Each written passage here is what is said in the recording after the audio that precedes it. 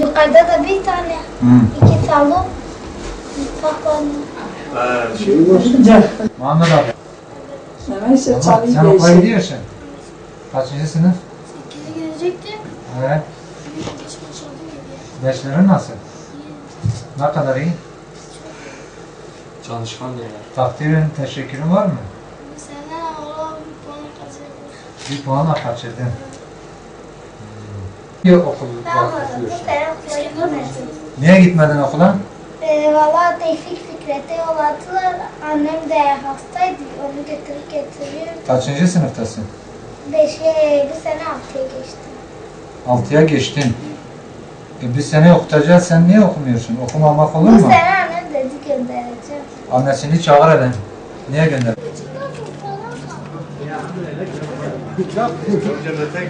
Kim gezecek gibi görecek?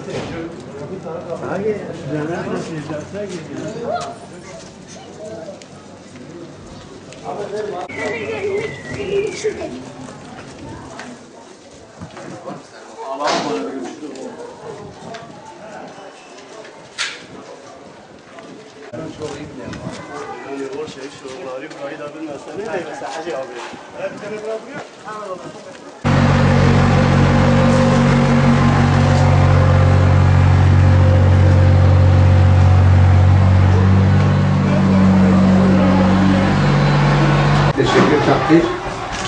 Şimdilik yok. Geçen sene vardı, bu sene yok. Teşekkür, takdir alsanız sizin eğitiminiz için bir şeyler yaparız. Geçen sene vardı bu sene.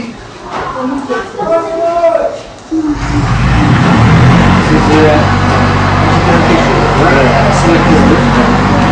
Size yardım ediyor. Evet. Biliyorlar değil mi? Kaç yaşından beri? Babası mı? Ha. Valla 37 falan var. Yok yok, bunlar kaç senedir böyle? İşte bu 5 yaşındaydı, o da 3,5 falan 4. Bir şey olmaz, bize Efendimiz Aleyhisselatü Vesselam da yetim büyümüş. Ben de yetim büyümüşüm sizin gibi. Allah bizi çok seviyor.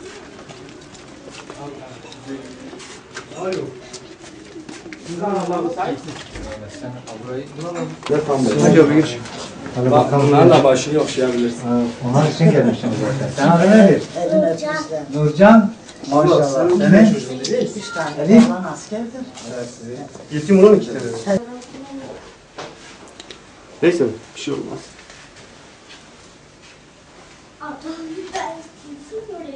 Burası, bu ev onlarındır. Zaten olarak geldi. Burayı devlet kullanmışlar ya, topraktır, direkt çöküyor.